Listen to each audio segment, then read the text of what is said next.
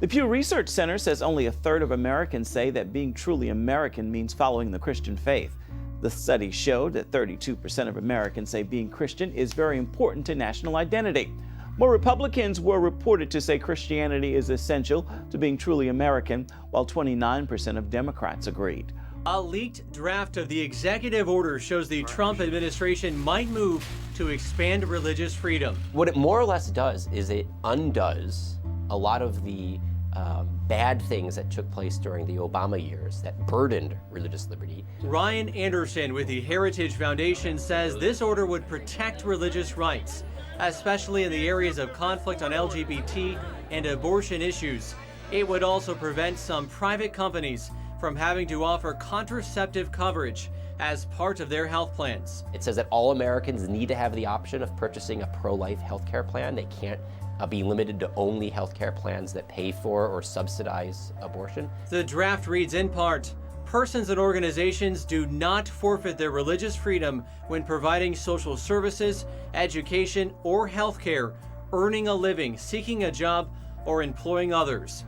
The order would also pave the way for tax-exempt groups to voice opinions on moral or political issues from a religious perspective without losing their tax-exempt status. No American citizen should be forced to choose between holding to their own deeply held religious beliefs and serving our American government. That shouldn't happen.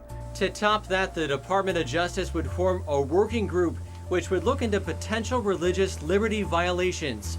Opponents worry this order could permit businesses to refuse service to gay customers or even let employers fire workers because of their sexual orientation or gender identity.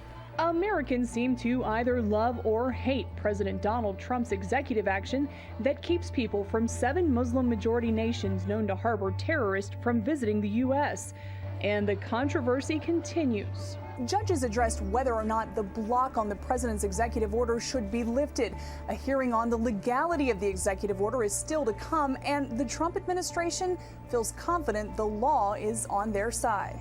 It says, quote, whenever the president finds that the entry of any aliens or of any class of aliens into the United States would be detrimental to the interests of the United States, he may by proclamation, and for such period as he shall deem necessary, suspend the entry of all aliens or any class of aliens as immigrants or non-immigrants, or impose on the entry of aliens any restrictions which he may deem appropriate. Despite their confidence, Homeland Security Secretary John Kelly told a House committee that in hindsight, he should have delayed implementing the order to brief Congress on the details. Ranking member Democrat Benny Thompson asked Kelly if any terrorists had made their way into the country during the time the court halted the ban. You don't have any proof at this point? Not until the boom. Not until what? Not until they act and blow something up or go into a mall and kill people. So we won't know until then. Donald Trump has got to go! Hey, hey! Oh, oh. Pockets of protest continue, this one in Houston. We're going to let the world know that this country welcomes Muslims. We're not going to stand for a ban. President Trump told a group of visiting sheriffs a ban on immigrants from certain countries is just common sense. If you remember, ISIS said we are going to infiltrate the United States and other countries through the migration. And then we're not allowed to be tough on the people coming in? If the executive order ends up at the Supreme Court, it's not a guarantee the court would deadlock. Justice Anthony Kennedy, the swing vote, could uphold the president's order. Depending on the timing, Judge Neil Gorsuch could also find himself weighing in on any decision. It's in your television shows. Let's start with cracker. While linguistic history is always murky, recent research has shown that in the 16 and 1700s, British aristocrats used cracker as a shortened version of cracked brains, or idle-headed, to disparage lower-class people as dumb and lazy. It's on the news. What do you say to the people who dragged a poor white guy out of a car and beat him? Oh my goodness, poor white people, please, oh my, stop. Stop it, Carl. And it's glorified in Hollywood. Here comes yet another token black presenter.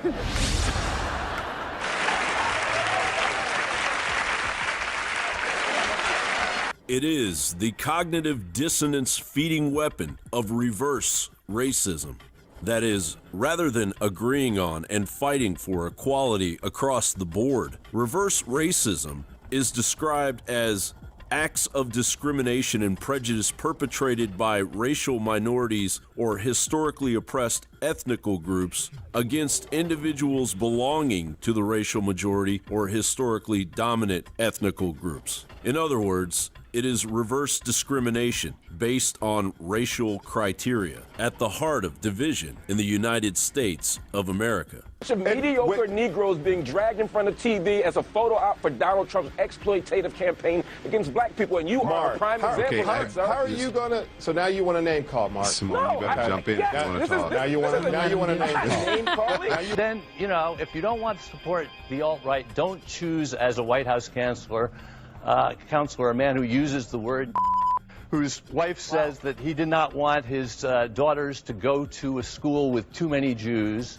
And don't choose as an attorney general a man who calls the NAACP an un-American organization, and who we learned in The Guardian today went so far as to prosecute Charles, two of the just people. hang on a second. I appreciate you going through all of this, but please don't use the N-word on my show. I'm sorry. Well, I never use the N-word except when I'm quoting someone who's been appointed by the president to serve in the Oval Office, since this is such a disgusting moment in our history. And its use by the liberal hard left is utilized as a static bulwark against the rational progress needed to move a democratic melting pot culture forward. Mikhail Thalen of InfoWars reports the terms microaggression and safe space were added this week to the Merriam-Webster dictionary. The terms associated with modern progressives have caused a backlash by both conservatives, classical liberals, and some in academia.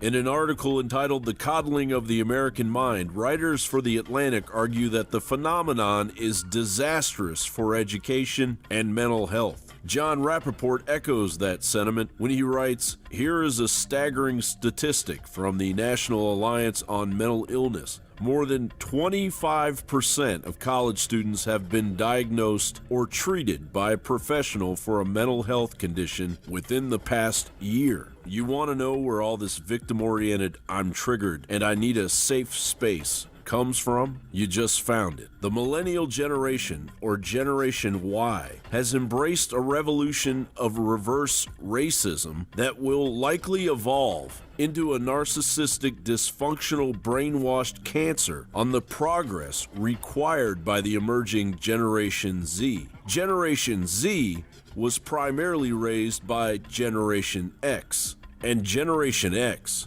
lived through the transformation of the Jim Crow era into the counterculture and anti-establishment, anti-racist views of the 1970s. Face it, racism spewing left, your days are numbered as the millennial generation splinters off into adulthood and reason takes a minimal hold. A far more individualistic and technologically savvy generation will be criticizing your leftist tunnel vision in no time.